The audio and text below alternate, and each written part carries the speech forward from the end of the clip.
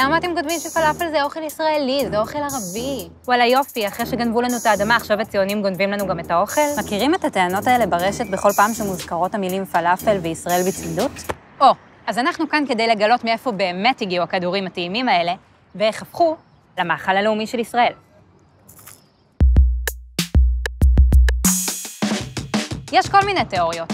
המוכרת שבהן, הנוצרים הקופטים המציאו אותו כתחליף בשר לימי הצום הרבים שבהם אסור להם לאכול בשר. אחרת, גורסת שהומצא בכלל בימי הפרעונים. יש גם תיאוריה שלישית שמייחסת את המצאתו להודים. ההסבר, בניגוד למזרח התיכון, בתת היבשת נהגו לבשל בטיגון עמוק כל מיני מאכלים שמזכירים פלאפל, כמו קציצות עדשים. ומשם, לפי הסברה, התגלגלה השיטה למצרים. מי שאכל פלאפל מצרי יודע שהוא עשוי מפול, ולמעשה קוראים לו שם טעמיה, זאת אומרת, אוכל קטן. באזור הלבנט, שכולל את ארץ ישראל ושכנותיה האחרות, נהגו לגדל חומוס. ומתישהו מישהו החליט לנסות להכין את הכדורים מהקטנית הזאת. השם העברי של צמח החומוס הוא חמצה תרבותית.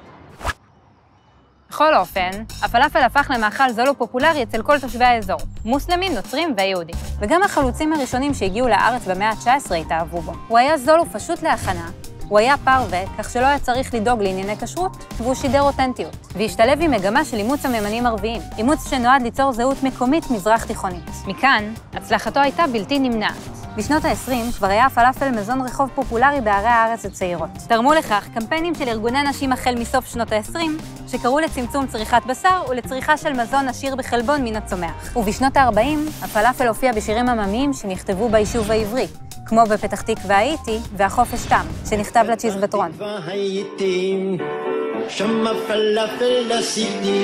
ואז קמה המדינה. בעקבות מלחמת העצמאות, הפלאפל, שזוהה עם הציבור הערבי, היה נתון בסכנת דחייה על ידי הציבור היהודי. כדי להצילו, טופח מיתוס שקשר אותו לעולי תימן.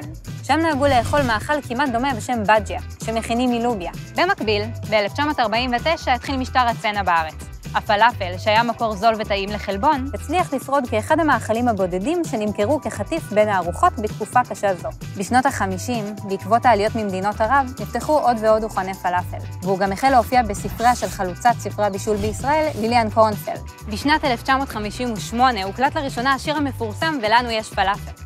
ואז גם הגיעה לשיאה ההכרה הציבורית של כדורי החומוס כמאכל הלאומי. כי זה המאכל הלאומי של ישראל, פלאפל, פלאפל, עם הרבה פלפל.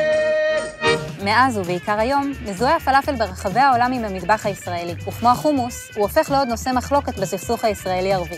אבל אפשר לענות למתקפות עלינו בקלות רבה יחסית. דבר ראשון, הוא שלנו לא פחות משלכם.